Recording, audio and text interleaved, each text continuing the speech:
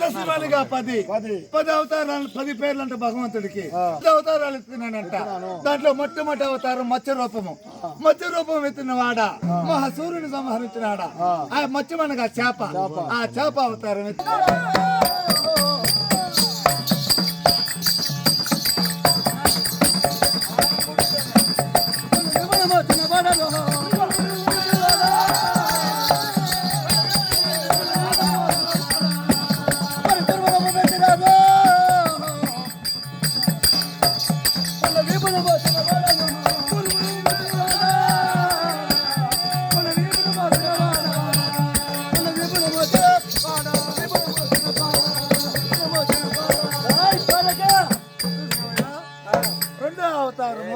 కూర్మ రూపము. కూర్మ అవతారం అనగా